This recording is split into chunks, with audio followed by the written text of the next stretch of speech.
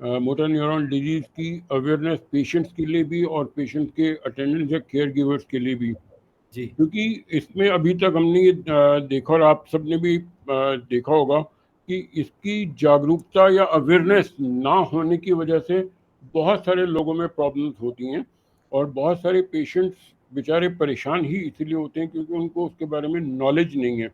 जी और जो नॉलेज मिलती है या जो उनके बारे में जो भी थोड़ा बहुत पता चलता है, खासतौर पे इंटरनेट से या उनके जो एलोपैथिक हॉस्पिटल से या न्यूरोलॉजी से या जिन डॉक्टर के पास वो पहले गए हुए होते हैं, जी और वहाँ पे उनको सिर्फ एक ही चीज़ कही जाती है कि इसका कोई इलाज नहीं है।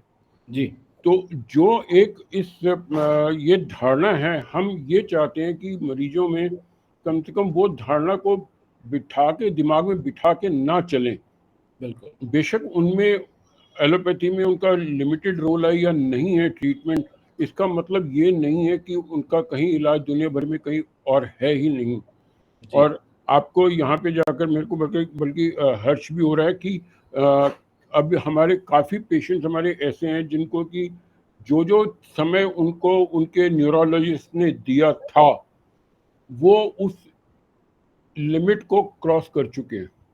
कि कुछ को तो जैसे आई मीन किसी अभी recently I was I mean seeing a patient जिनको अगस्त तक कहा था कि maximum time period is with कि अगस्त से पहले पहले I mean you will pass off. तो जी when he came he was very happy delighted कि अब सितंबर आ गया। अब आप सोच सकते हैं कि वो अगस्त तक की उसकी उसकी और उसकी फैमिली की जी मनोदशा कैसी रही होगी जी जी कि जी वो दिन गिन रहे हैं, अभी आज कल परसों, आज कल परसों, आज कल परसों। तो ऐसे समय में जो ज़रूरत है, एक तो क्या नाम आपको संयम रखने की, और दूसरी यहाँ पे आज हमारे साथ डॉक्टर कार्तिक भी हैं जो जी साइकोलॉजिकली के मीन बहुत इम्पोर्टेंट है कि वो उस चीज़ को अपने ऊपर हावी ना होने दें, होने ना दें बिल्कुल ना अपने ऊपर हावी होने दें और ना अपने जो परिवारजनों के ऊपर हावी होने दें। जी क्योंकि कोई ये एक आधा नहीं, अब काफ़ी सारे एग्जांपल्स हैं हमारे पास, हमारे मेरे अपने क्लिनिक में मैंने अपने पेशेंट में, जिसमें जी कि वो जो मियाद उनको दी गई थी वो मियाद कब के वो पार कर चुके हैं और अभी भी भले चंगे का मतलब ये नहीं है कि वो बिल्कुल ठीक हो गया, भाग दौड़ रहे हैं। भले चंगे का मतलब ये है कि वो दे आर स्टिल अलाइव और अपने ट्रीटमेंट के साथ जो जो उनकी प्रॉब्लम थी वो दिन ब दिन उनके ऊपर उनको जी आई मीन रिलीफ मिल रहा है, किसको किसी चीज़ में रिलीफ मिल रहा है, किसी को किसी चीज़ में रिलीफ मिल रहा है। और जी यहाँ पे ये भी ज़रूरी है कि हर पेशेंट को पूरा रिलीफ मिल जाए ऐसा ज़रूरी नहीं है। तो जी अभी अभी कल कल की बात है, कल मेरे आई मीन एक पेशेंट थे, उनका शायद मैंने पिछली बार वो भी दिखाया था जी उनको। कल मतलब ये शायद एक हमारी कॉमन ह्यूमन नेचर है कि जी आराम जितना आना चाहिए उतना नहीं आया। हाँ अब इस बात को ये कहना बड़ा मुश्किल है कि कितना आना चाहिए था। जी जी उन उन सज्जन की स्पीच ठीक है, पहले से बेटर है, गिरना बिल्कुल बंद हो गया, जी फेसिकुलेशन उसकी बिल्कुल बंद हो गई, जो जी उनको सिर दर्द रहता था वो बंद हो गया, इचिंग जी स्किन की प्रॉब्लम थी वो ठीक हो गई, जी खांसी ठीक हो गई। तो जी पर फिर भी अभी कहते हैं वो जैसे चलने में जितना तेज चलना चाहिए था वो नहीं चलते। मैंने कहा ऐसे तो फिर वो बढ़ती जाती, वो बाद में खुद भी हंसने लग गए कि जी हाँ मैं मानता हूँ कि हमारी सिर्फ ह्यूमन नेचर की वजह से ही वो है, बल्कि क्योंकि अब वो कल मेरे को कह रहे हैं मैं आपको खुद अपना एक टेस्टिमोनियल बना के दूंगा जिसमें जी कि मैं पूरा बताऊंगा ताकि लोगों में अवेयरनेस जागे कि बहुत भाई ज़रूरी हाँ बहुत ज़रूरी है ये। क्योंकि जी क्योंकि हमारा बेसिक पर्पस ही अवेयरनेस का है। बाकी हम ये नहीं करेंगे कि सारे मेरे पास आए या सारे उसके पास जाएं, पर एब्सोल्युटली अवेयरनेस का मतलब ये है कि वो हताश ना हो कि बिल्कुल ये सुन के कि उसमें कोई इलाज नहीं है। तो उनका मोरल इतना डाउन हो चुका होता है और जैसे ही पता चलता है कि वो कहते हैं कि उनका कोई इलाज नहीं है, तो विद इन 2-3 महीने में जी इतनी तेजी से उनमें गिरावट आती है जिसका कि कोई हिसाब नहीं है। तो जी इस चीज़ को समझना बहुत ज़्यादा ज़रूरी है। और आज मैं आई मीन रिक्वेस्ट करूँगा कार्तिक से भी कि वो अपने अपने पेशेंट्स को थोड़ा साइकोलॉजिकली मनोबल से उनको ऊंचा करें, और किसी मरीज को किसी को भी उनकी आवश्यकता है तो वो उनसे डायरेक्टली कंसल्ट भी कर सकते हैं ताकि वो जी डिप्रेशन, फ्रस्ट्रेशन और inability to get any treatment वाली सिचुएशन से बाहर आ सके। बिल्कुल बिल्कुल। तो एंड नॉट जस्ट दैट, क्योंकि जो सफरर होता है उसके साथ में जो उनको केयर टेकर होते हैं उनकी सफरिंग भी होती है। I will not say suffering only, but एक वो added, I mean trouble not burden, but yes added responsibilities are there, and that has an impact on their mind. बिल्कुल बिल्कुल। You cannot see your loved ones undergo pain every day. हाँ। So उसमें आप अगर किसी से बात कर पाए, किसी थेरेपिस्ट से आप कंसल्ट कर पाए जो आपकी he helps to cope up with कि आप अपने एनवायरनमेंट कैसे ठीक रखें एंड पेशेंट को भी कैसे ठीक रखें एंड खुद को कैसे ठीक रखें, जो कि बहुत जरूरी हो जाता है ऐसे कंडीशंस में। सो इसीलिए I mean officially let's begin the session now. I welcome you all to the 4th webinar of our AKG's OVM's awareness series on MND. And thank you all to come on a Sunday and be present here. This is a constant effort on behalf of AKG's OVM's to carry out this awareness. As Dr. Gupta and Dr. Parashar and me, we were just talking about कि कैसे किस तरह का ये रोग है, कितना जटिल ये रोग है, तो उसके अवेयरनेस के रिगार्डिंग आज हम बात करेंगे। बहुत केसेस में हमने नोट किया, इनफैक्ट 70%, मोर देन 70% केसेस में speech gets impacted in MND। And speech जब इम्पैक्ट होती है वो एक बहुत ही आपको लिटरली डिपेंडेंट बना देती है, because you are not able to communicate, you are not able to put forward what you are feeling and what you are not going through. Sorry. So इस regard में we will discuss about importance of speech therapy and how homeopathy has been helping patients suffering with bulbar onset MND. Bulbar onset मतलब जहाँ पे speech your bulbar center of the brain gets affected and speech gets affected. And secondly, how psychotherapy, Karthik Gupta, Dr. Karthik Gupta, our clinical psychologist, narrate how psychology helps in such conditions. So I will request Dr. Gupta to start with this session, please.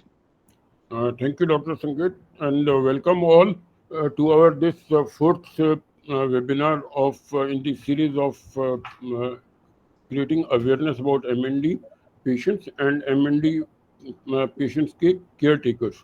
So I'll upload this in share the screen.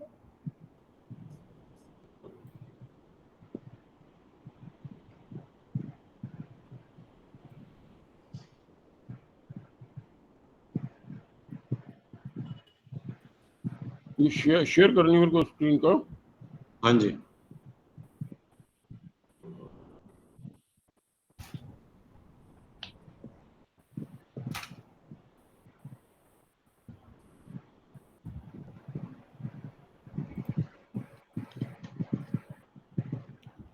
Screen आ गई? हाँ जी है? हाँ जी हाँ जी। Is it sharing now? आ गई? Yes. चलो. So the topic for today is need for speech therapy for MND patients. As you all know, it is the 4th in series of webinars to create the awareness among MND patients and caregivers by AKG's OVM. Today on 21st of September 2025. Now, जैसे कि हम बात कर रहे हैं कि bulbar onset, ऐसे doctor संकेत ने कहा, अभी तक जो भी हमारे पेशेंट्स हैं जो MND से जूझ रहे हैं या जो जिनके भी उनको इसमें काफ़ी हद तक पता है कि किसको ALS की जो लिम्फ वाली है, किसको बल्बर है, किसको PVP दूसरे टाइप की है। तो यहाँ पे आज की डेट में हम बात कर रहे हैं totally awareness, creating awareness about the bulbar side पे। और जो ये बल्बर ऑनसेट है, ये करीब जितने भी MND के पेशेंट हैं उनमें से करीब 20 या 30% लोगों को बल्बर ऑनसेट होता है, जिनकी शुरुआत ही मरीज की प्रॉब्लम की इससे होती है। बल्बर ऑनसेट का जो मतलब है वो रेफर्स करता है appearing on the bulbar muscles, जिसमें मुख्य रूप से आते हैं माउथ, थ्रोट एंड लैरिंक्स, जिसमें उनके मुंह में क्या नाम टंग के अंदर प्रॉब्लम आती है, गले में प्रॉब्लम आती है और आवाज़ में प्रॉब्लम आती है। और जो अक्सर सिम्टम क्या देखा जाता है कि बोलने में दिक्कत होती है, जिसे हम डिस्आर्थ्रिया कहते हैं, और स्वॉलो करने में दिक्कत होती है। जब वो कुछ खाना खाते हैं या पानी पीते हैं तो गले में वो अटकता है, जिसको आम भाषा में लोग बाग कहते हैं सरक जाता है, और उसकी वजह से उनको हल्का सा खांसी का ठसका लगता है और खाना पीना मुश्किल हो जाता है। इस केस में प्रोग्नोसिस की बात है, ये फास्ट प्रोग्रेशन करता है, इसको प्रोग्रेशन काफी फास्ट है compare to the other ones. इसमें जैसे जो लोग इससे ऑलरेडी जूझ रहे हैं उनको तो पता ही है कि वो उनकी तकलीफ कैसे कैसे है। मैं यहाँ पे फिर भी थोड़ा उनके लिए भी बताना चाहता हूँ, और जिनको नहीं है उनकी कि इसके बारे में जानकारी की, उसके लिए भी बताना चाहता हूँ कि उसमें शुरू में लोगों को पता चलता कि उनकी आवाज़ में स्लरिंग हुई या गले में कुछ बोलने में जोर लगाना पड़ रहा है, तो वो आम तौर पे क्या करते हैं कि किसी ईएनटी डॉक्टर के पास जाते हैं, और वो समझते हैं कि मेरे को शायद ईएनटी की प्रॉब्लम है या उसमें दांत की प्रॉब्लम है, मतलब तो दे गो टू द डेंटिस्ट। क्योंकि कुछ केसेस में ये देखा गया है कि किसी पेशेंट ने अपना डेंचर लगवाया। मैंने अपनी सब जो मैं बात बता रहा हूँ अपने एक्सपीरियंस की, सिर्फ उन्हीं से बता रहा हूँ जिसमें हमारे पेशेंट्स के थ्रू मेरे को एक्सपीरियंस हुआ। उन्होंने किसी ने दांत निकलवाया, दांत की फिलिंग कराई या कुछ हुआ, डेंचर बदलाया या उसमें ब्रिज लगाया, उसके बाद तो उनको स्पीच की प्रॉब्लम शुरू महसूस हुई। तो आम तौर पे आदमी यही सोचता है कि शायद मैंने डेंटल का कुछ काम कराया, तो उसकी वजह से वो डेंटिस्ट के पास जाता है। और ऐसे टाइम पे वो डेंटिस्ट भी एक डेंटिस्ट के बाद 2 बार 3 बार वो चेंज करते रहते हैं। फिर वो कहते हैं ईएनटी की प्रॉब्लम है, ईएनटी वाला भी टाइम लगाता है देखने के लिए, जांच करते हैं, वो कुछ एंडोस्कोपी करते हैं, सब कुछ करते हैं, कहते हैं नहीं ईएनटी की तरफ से ठीक है। फिर जाके वो कहते हैं आप किसी न्यूरोलॉजिस्ट को कंसल्ट करो। तो ये हमारे यहाँ इस पूरी प्रक्रिया में काफ़ी समय निकल जाता है, और जिससे problem goes from bad to verse.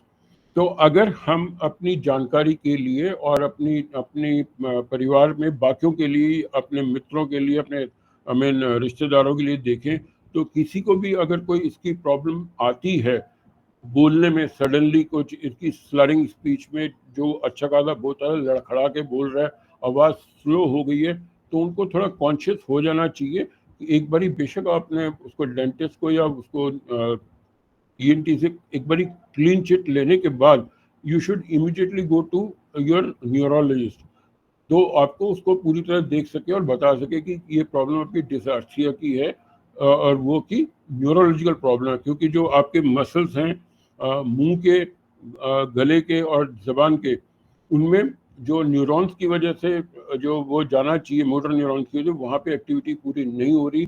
उसमें कई बारी लोगों को लगता है उनकी ज़बान अकड़ गई है, स्टिफ हो गई है, और उसमें ज़बान में कंपन सी महसूस होती है, जिसे हम फेसिकुलेशंस कहते हैं। और ये मरीजों में बहुत देखने में आता है कि फेसिकुलेशंस होती है, उनकी ज़बान में दिक्कत आती है। एंड द फिजिकल चेंजेस में वो होती है उनकी आवाज़ क्लियर नहीं है, या किसी को निजल वॉइस शुरू हो जाती है, और ख़ास तौर पे कुछ वर्ड्स बोलने में उनको दिक्कत महसूस होती है। और जिसमें जो टंग है वो कई बार क्या होता है कि उनकी एट्रॉफी हो जाती है, पतली हो जाती है और सिकुड़ जाती है। जब मैं अपने पेशेंट को बोलता हूँ कि ज़बान बाहर निकालो, तो कुछ पेशेंट तो ज़बान बिल्कुल बाहर नहीं निकाल पाते, जिनमें कि टंग एट्रॉफी हो चुकी होती है। तो ये एक सिम्टम काफ़ी मतलब उग्र रूप लिया हुआ है जब उनकी टंग की बिल्कुल एट्रॉफी हो गई। और ऐसे पेशेंट्स में जिनकी कंप्लीट टंग एट्रॉफी है, उसमें पूरी तरह के उनकी स्पीच की प्रॉब्लम को ठीक कर पाना ऑलमोस्ट काफ़ी मुश्किल ही है, ऑलमोस्ट इम्पॉसिबल सा ही लगता है, क्योंकि वो टंग निकल ही नहीं सकता, तो आर्टिकुलेशन ही नहीं होती। आर्टिकुलेशन नहीं हो सकती तो आपकी जो साउंड प्रोडक्शन की पॉसिबिलिटी वो सब नहीं होगी। तो इसलिए जिन पेशेंट्स को इस तरह की प्रॉब्लम, तो वो अपने आप को इस कैटेगरी में रखें कि उनकी जो प्रॉब्लम है वो काफ़ी बड़ी हुई है, और उसमें बहुत अच्छा रिजल्ट शायद इमीडिएटली देखने को ना मिले, तो इसके लिए तैयार रहना चाहिए। परंतु अगेन इसके लिए डिसहार्टन होने की ज़रूरत नहीं है, क्योंकि हमारा सबसे पहला जो एमएनडी के पेशेंट या एलएस के पेशेंट है, सबसे पहला हमारा जो ध्येय होता है, एम होता है, वो होता है कि जो प्रोग्रेशन हो चुकी है या हो रही है, जो तेज हो रही है, उसको स्लो डाउन कर लिया जाए। अगर वो स्लो डाउन भी हो जाती है तो वो भी अपने आप में एक अचीवमेंट, एक गनीमत है। क्योंकि आप ये समझो कि अगर 100 की स्पीड से गाड़ी नीचे जा रही है तो आपकी आज स्पीड 100 के बजाय 90 आई या 80 आई, परंतु उसमें गाड़ी में स्पीड 80 की अभी भी है, तो सिम्टम बढ़ सकते हैं, आ सकते हैं, परंतु वो जो रेशो जिस स्पीड से बढ़ रहा था वो कम हुआ है। और मरीजों को और मरीजों के मैं अपने परिवारजनों को यहाँ पे ये कहना चाहूँगा, तो कंसीडर दैट कि वो जो 10 to 20% स्पीड कम हुई है वो इम्प्रूवमेंट ही है। क्योंकि जो जो जो इम्प्रूवमेंट हम देखना चाह रहे हैं वो इमीडिएटली नजर नहीं आ सकती। तो इसलिए they should be contented and aware of it कि अगर आप 20% या 25%, 30% स्लो हुई है तो this is an improvement only. फिर जो मसल की वीकनेस होती है उसमें स्टिफनेस आ जाती है,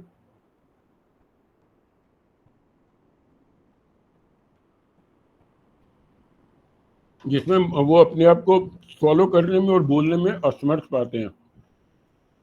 ये भी प्रोग्रेसिव इन नेचर होता है। As the disease progressive the muscle weakness and stiffness worsen over time, making speech and swallowing increasingly difficult.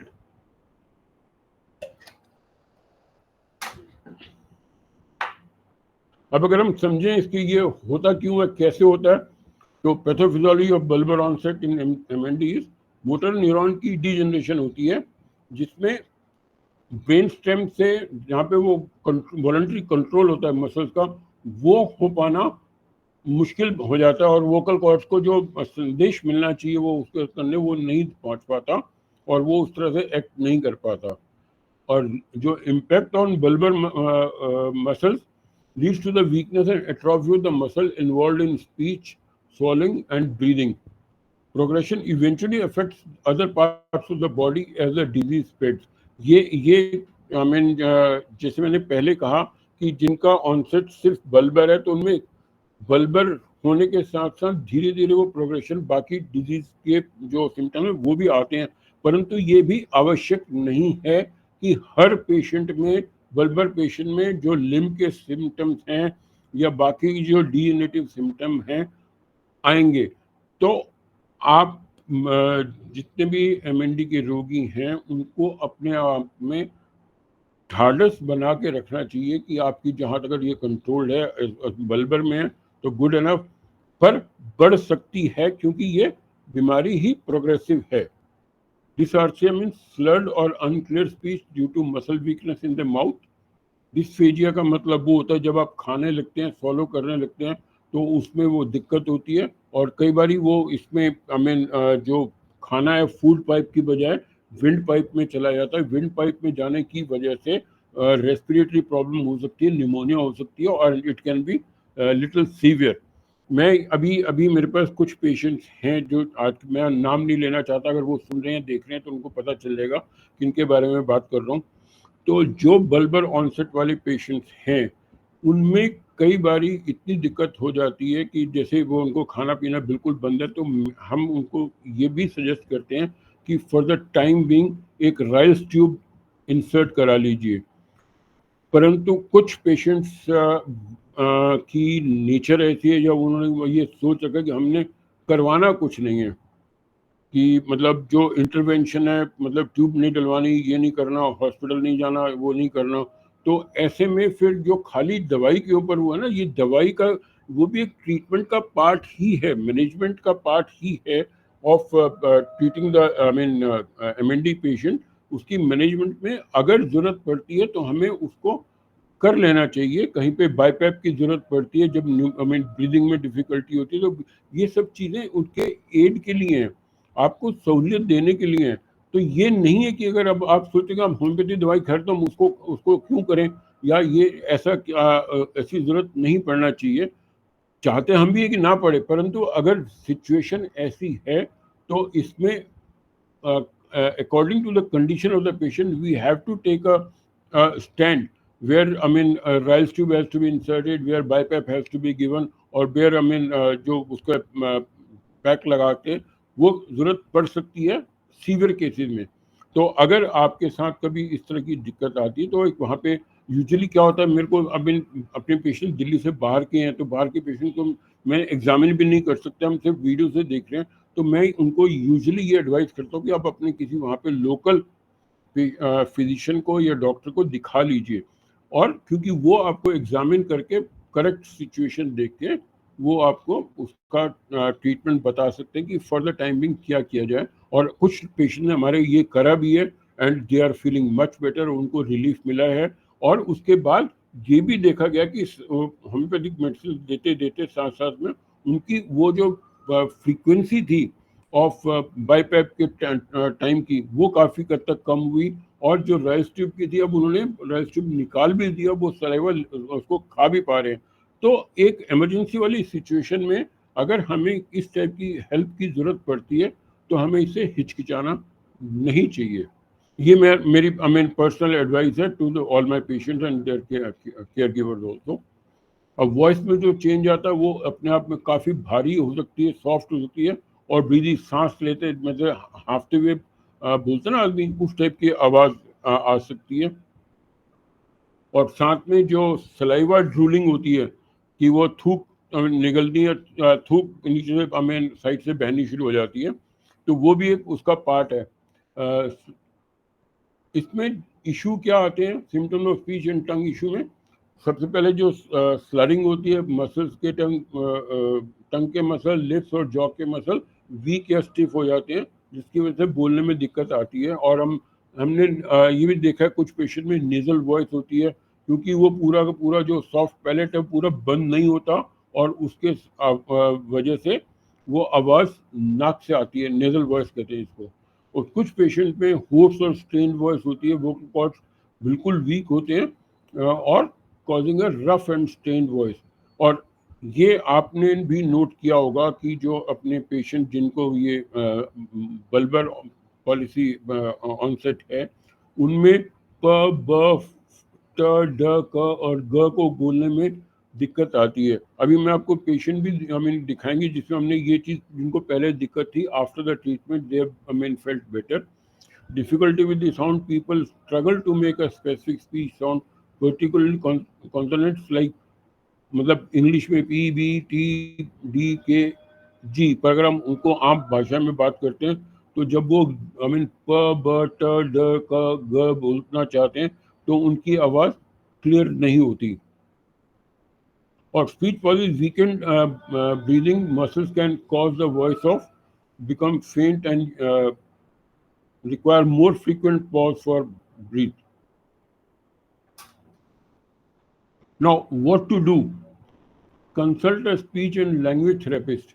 ये मैंने अपने पेशेंट्स को बारी बारी कहता हूँ, मेरे को मतलब यहाँ पे डॉक्टर नकुल सर, यहाँ पे हमने शायद लास्ट टाइम जब बात करी थी कि पेशेंट्स में जो बाहर दूर दराज के वहाँ पे फिजियोथेरेपी भी अवेलेबल नहीं है, तो स्पीच थेरेपिस्ट की तो बात ही छोड़ दो।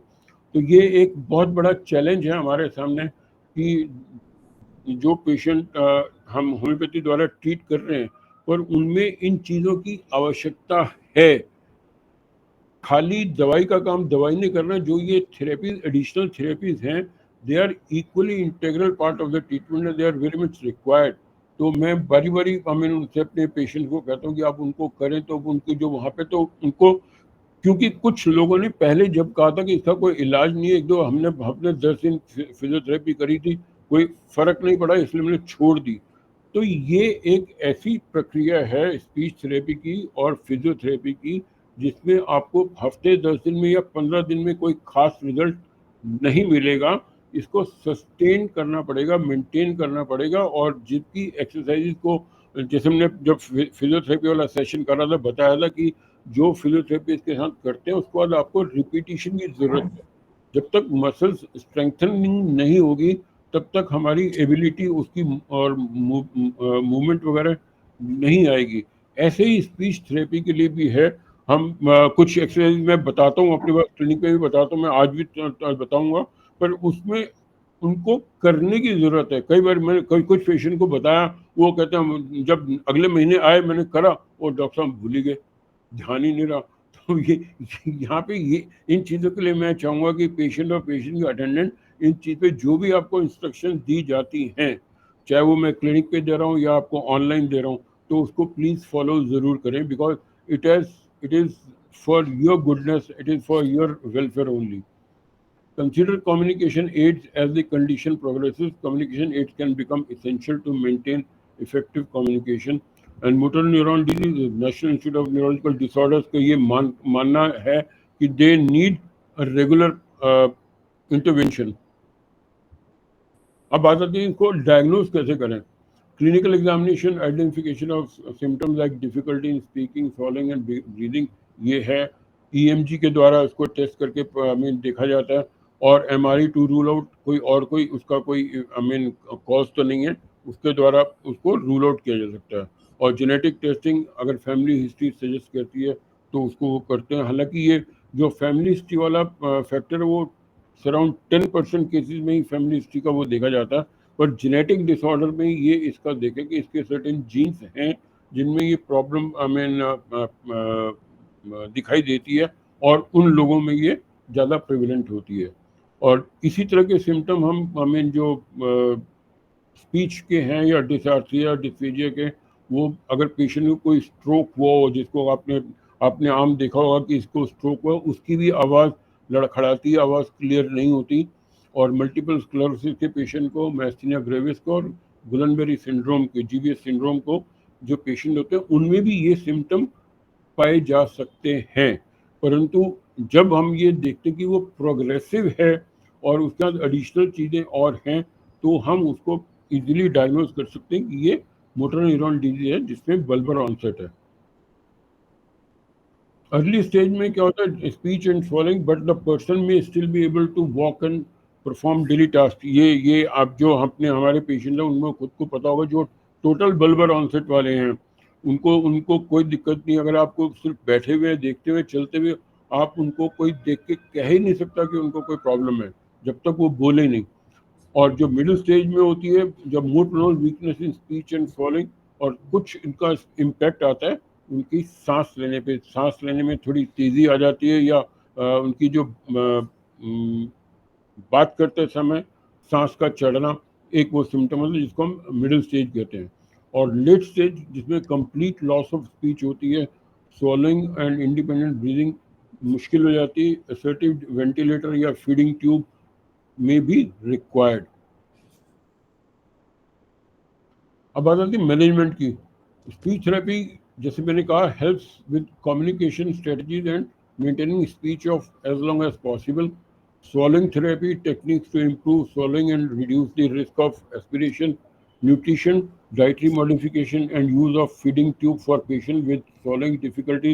हमने लास्ट टाइम जो डाइटरी पे वो करा था, बहुत एक्सटेंसिवली बात करी थी कि किस तरह की डाइट होनी चाहिए जो कि पेशेंट्स, एमएनडी के पेशेंट्स के लिए अच्छी रहती है और उनके लिए यूजफुल है। और ब्रीदिंग सपोर्ट में use of non invasive ventilation, for example BiPAP, to helping the breathing problems. Now, this is the one patient.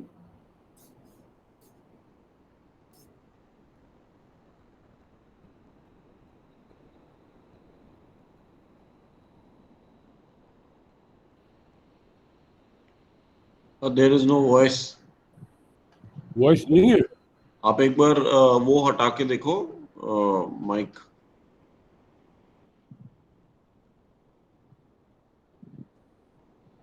है क्या? हेलो, अब है वॉइस है? नहीं आ रही है आवाज डॉक्टर साहब। है? कैसा लग रहा पहले से? कैसा? तो ठीक है, फिर तो आवाज जाम नहीं है। नहीं, जितनी पहले जैसे बीच में बहुत ज़्यादा स्लरिंग थी, हाँ वो कम हो गया। वो कम हाँ हो जी, गई। हाँ जी, हाँ जी। और किस चीज़ में फर्क लग रहा है? और टाइम भी ठीक है, वेट आ रहा है, हाथों भी आ रहे हैं, पहले हाथ- अच्छा है। पहले से ठीक हाँ है जी, हाँ ना, जी। हाथों में भी और पैरों हाँ में जी, ताकत लग हाँ रही जी, है। हाँ जी, अच्छा, वो जो फड़कन वगैरह बंद हो गया। वो बिल्कुल बंद हाँ है। जी, कभी भी यहाँ होती, इस कभी वाली बाजू फड़कती है। कभी कभी। हाँ, बताओ। हाँ, तो पहले जैसा वो वॉइस नीचे चला गया था, वॉइस अभी तो पहले से क्लियर है। और वेट जैसा पहले काफ़ी ड्रॉप हो गया था, मैं मेंटली भी बहुत डिस्टर्ब हो गया था। तो अभी वो चिंता तो चला गया। मेंटली मैं पहले से काफ़ी स्ट्रांग हुआ हूँ। और मोर इम्पोर्टेंट ये है कि थोड़ा बहुत वेट गेन हुआ है। बोलने में आराम है। मतलब पहले मैं कंगा कंगा मतलब जो है साफ आवाज़ नहीं निकलती थी मेरी, उसमें भी कुछ आराम है। मतलब कुछ साफ समझ में दूसरों के आता है। और वो जो खाते हुए में दिक्कत होती थी वो पे खाते में सटकने में दिक्कत में जो फर्क था हाँ आता, मतलब जो अंदर जो चीज़ बोलती है उसमें कंगा हाँ कंगा मतलब जो है खुद साफ आवाज़ निकल रही है। और ऐसा नहीं है जो दूसरे के समझ में कंगा जल्दी से ना आ पाएगा। जो मैं कंगा मंगा रहा हूँ कि मेरे बालों में ओवरऑल कैसा महसूस कर रही हैं?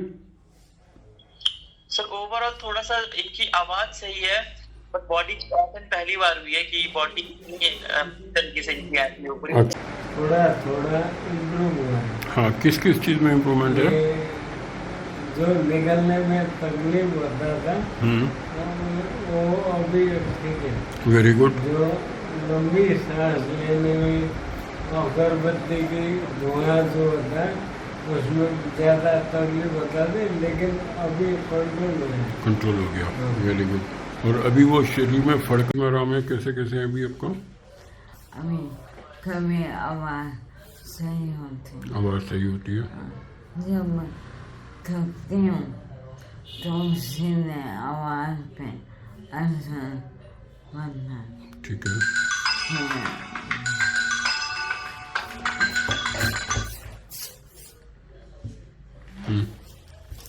बोलने में परेशानी होती है और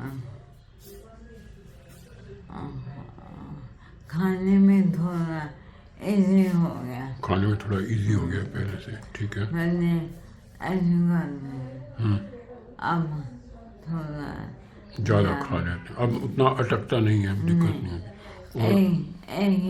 एक बार ही। About his tongue symptoms, what is like that? What improvement is he feeling in the tongue symptoms? Means the tongue, now he can speak right, we can hear, understand what he is talking also. Okay, which was not there before. Yes, correct. But this last times totally he could not understand what he has tried to say. Yeah. Difficult to understand. So now it is. क्या आपको presentation भी दिख रहा है? Yes sir, दिख रहा है। ठीक है, थैंक यू। ठीक है, सो गुड मॉर्निंग एवरीवन। मेरा नाम कार्तिक है, मैं क्लिनिकल साइकोलॉजिस्ट हूँ AKG's OVMs पर। अभी हम लोग जैसे पहले बात कर रहे थे कि जो जिन पेशेंट्स को MND की बीमारी होती है और उनके जो फैमिली मेम्बर्स होते हैं उनके लिए ये बहुत बड़ा चैलेंज रहता है, स्पेशली अगर कोई भी डॉक्टर ये चीज़ बोल देता है कि इस बीमारी का कोई इलाज नहीं है, तो उस चीज़ का बहुत इम्पैक्ट आता है पेशेंट्स और उनके फैमिली मेम्बर्स के लिए। मेजर एक वो शॉक होता है, एक मतलब जो आप उम्मीद के साथ एक डॉक्टर के पास आते हैं, इलाज के लिए जाते हैं, और अगर सामने से डॉक्टर ही अगर ये चीज़ बोलते हैं तो वो किसी भी इंसान को हिला देता है, जो कि बहुत नेचुरल सी बात है। लेकिन हमने जैसे पिछले बहुत सालों में ये चीज़ देखी है कि होम्योपैथी में प्लस जो बाकी सिस्टम्स ऑफ मेडिसिन है या ट्रीटमेंट्स हैं, जैसे कॉम्बिनेशन ऑफ फिजियोथेरेपी है, स्पीच थेरेपी है, साइकोलॉजिकल काउंसलिंग है, इन ट्रीटमेंट्स के साथ में along with homeopathic medicine patients काफ़ी अच्छी रिकवरी करते हैं, जिसका पहला स्टेप यही रहता है कि जो प्रोग्रेशन है या डीजेनरेशन जो हो रहा है बॉडी का, वो ग्रेजुअली पहले स्लो डाउन होता है, फिर धीरे धीरे रिकवरी स्टार्ट होती है। तो सबसे इम्पॉर्टेंट समझना हम सबके लिए यही है कि एलोपैथी में फ़िलहाल के लिए शायद इस बीमारी का कोई इलाज नहीं है, but that does not mean कि इस बीमारी का कोई इलाज है ही नहीं। अलग सिस्टम्स ऑफ मेडिसिन में है, कॉम्बिनेशन ऑफ ट्रीटमेंट्स से है, और हमने ये चीज़ देखी है, कई पेशेंट्स बहुत अच्छा रिकवर कर भी रहे हैं। और जैसे डॉक्टर गुप्ता शुरुआत में बोल भी रहे थे कि काफ़ी सारे पेशेंट्स लकीली जो डॉक्टर्स ने जितना उनको बोला था कि वो टाइम तक रह पाएंगे, उससे काफ़ी लंबा जी पाए हैं, और नॉट जस्ट जी पाए हैं, उनका मोर इम्पॉर्टेंटली उनकी जो क्वालिटी ऑफ लाइफ है वो बहुत इम्पॉर्टेंट है, वो बहुत इम्प्रूव होता है पहले से। तो हम जब साइकोलॉजिकल काउंसलिंग की बात करते हैं, यहाँ पे सबसे इम्पॉर्टेंट हमारा वो एक्सेप्टेंस ही आता है कि बीमारी कोई भी अच्छी नहीं है, कोई भी इंसान बीमार होना नहीं चाहेगा, लेकिन अगर किसी को MND की बीमारी होती है तो हमें सबसे इम्पॉर्टेंट है ये चीज़, उस चीज़ को एक्सेप्ट करें, उस चीज़ को स्वीकार करें कि ठीक है, ये एक बीमारी हुई है, मुझे इसके बारे में, बीमारी के बारे में ज़्यादा से ज़्यादा समझना बहुत ज़रूरी है। जब आपको पता होगा कि ये बीमारी प्रोग्रेस कैसे करती है, काम कैसे करती है, किन वजहों से होती है और उनका ट्रीटमेंट क्या रहता है, उसी हिसाब से आपकी इम्प्रूवमेंट हो पाएगी। अगर हम सिर्फ ये चीज़ सोच के निराश होते रहेंगे या परेशान होंगे कि मुझे ये बीमारी क्यों हो गई, मैंने ऐसा क्या, क्योंकि ये बहुत कॉमन थॉट है जो हर किसी को आता है कि मेरे ही साथ में ये क्यों हुआ है, मैंने ऐसा क्या किया था, मैंने क्या पाप किया था जो मुझे ये बीमारी हुई है। लेकिन वही है, बीमारी कोई भी इंसान चाहता नहीं है कि उसे किसी भी तरीके की बीमारी हो, पर अगर बीमारी हुई है, कोई प्रॉब्लम आई है, हमें उसको एक्सेप्ट करके उसके सॉल्यूशन के, उसके ट्रीटमेंट की तरफ फोकस करना ज़्यादा ज़रूरी है। तो जब भी किसी को ये डायग्नोसिस होता है, पता चलता है कि उन्हें MND की बीमारी है, तो उस पेशेंट के लिए और उसके फैमिली मेम्बर्स के लिए एक नया चैलेंज आ जाता है कि उन्होंने जिस तरीके से अपनी लाइफ सोची थी, लाइफ कैसी रहेगी, आगे के साल मेरे कैसे रहेंगे, उस पे एक बहुत बड़ा सवाल आ जाता है, एक अनसर्टेनिटी आ जाती है कि लाइफ कैसी रहेगी, कितना टाइम के लिए रहेगी, और जितना टाइम मैं रहूँगा क्या वो मैं अच्छे से बिता पाऊँगा कि नहीं बिता पाऊँगा, या मैं कम्प्लीटली अपने फैमिली मेम्बर्स पे या दूसरे लोगों पर डिपेंडेंट हो जाऊँगा हर छोटी-छोटी बात के लिए। तो ये चीज़ें हैं जो हमें बहुत परेशान करती हैं, क्योंकि एज़ एन एडल्ट हम हर चीज़ अपने आप से करना चाहते हैं, खुद से करना चाहते हैं, एक इंडिपेंडेंस बहुत इम्पोर्टेंट रहती है। लेकिन ये प्रॉब्लम का नेचर ही ऐसा है कि उसका डिपेंडिंग शरीर के किस भाग में इसका असर होना शुरू हुआ है, हमारी डिपेंडेंस दूसरों के ऊपर या चीज़ों के ऊपर, दवाइयों के ऊपर थोड़ी-थोड़ी बढ़ती रहती है। But that does not mean कि हमारे लिए कोई उसमें होप नहीं है या हमारा काम अब ख़त्म हो गया, हम कुछ नहीं कर सकते। सबसे इम्पोर्टेंट पॉइंट ही हमारा बिलीफ सिस्टम है कि हम क्या मानते हैं, क्या सोचते हैं, और क्या हम ये खुद मानते हैं कि नहीं कि मैं इससे ठीक हो सकता हूँ या रिकवर हो सकता हूँ। क्योंकि वो होप रखना, वो उम्मीद रखना बहुत ज़रूरी है।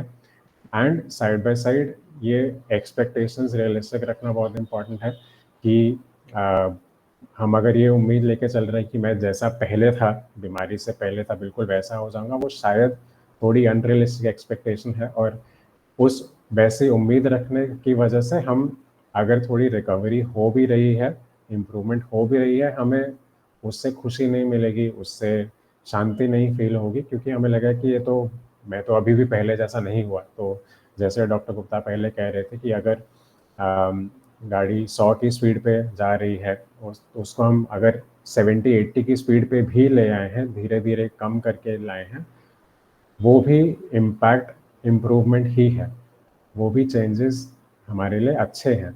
जितना उस पे हम काम करेंगे, प्लस जो ट्रीटमेंट्स बताए गए हैं, रेगुलर मेडिसिन है, फिजियोथेरेपी है, स्पीच थेरेपी है और काउंसलिंग है, उसके साथ में अगर मिलके काम करेंगे तो डेफिनेटली इम्प्रूवमेंट ज़्यादा अच्छे से और ज़्यादा इफ़ेक्टिव रहता है। फैमिली मेम्बर्स का रोल इसमें बहुत इम्पोर्टेंट हो जाता है, क्योंकि उनकी लाइफ भी बदल जाती है अगर उनके किसी परिवारजन को MND की बीमारी से डायग्नोसिस होता है।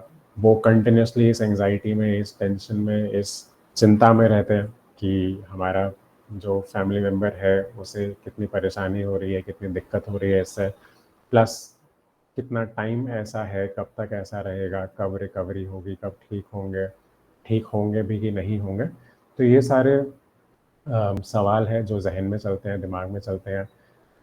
लोगों का काम इस वजह से सफ़र करता है। आप अपनी लाइफ एक तरीके से जी रहे थे, बट अगर कोई फैमिली में है जिनको MND की प्रॉब्लम है और अगर वो थोड़ी एडवांस स्टेज पे है या प्रोग्रेस ज़्यादा तेज़ी से कर रही है, तो आपका लाइफस्टाइल भी, आपका रूटीन भी चेंज होगा। आप उन पे ज़्यादा ध्यान देंगे, उनके साथ ज़्यादा टाइम बिताने का कोशिश करेंगे, सब कुछ उनके हिसाब से होगा, उनके लिए क्या ठीक है क्या ठीक नहीं है, उनके साथ बात करना ज़रूरी रहेगा। तो आपकी खुद की जो लाइफ है और आपने जैसे लाइफ सोची थी उसमें भी चेंजेस आएंगे, बदलाव आएंगे। और इसीलिए ज़रूरी है कि हम इस पूरे चैलेंज में, पूरे जर्नी में साथ में रहें। अगर सब अपने अपने एंड पे लड़ते रहेंगे कि सपोज किसी एक इंसान, किसी एक व्यक्ति को बीमारी हुई है, उसकी वाइफ है, उसके बच्चे हैं, सिर्फ उस इंसान को बीमारी हुई है पर इम्पैक्ट उसका उन चारों जनों पे आ रहा है।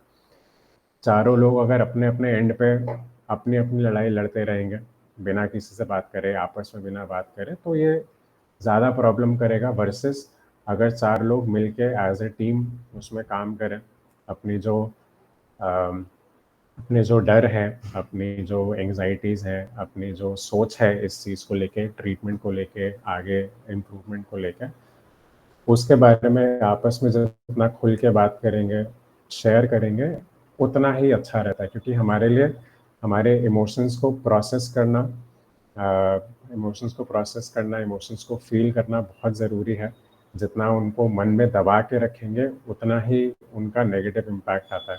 और एक बहुत सिंपल सा एग्जांपल है कि हमारा जैसा मन रहता है, जैसी हमारी सोच रहती है, उसका डायरेक्ट इम्पैक्ट हमारी फिजिकल बॉडी पे भी आता है।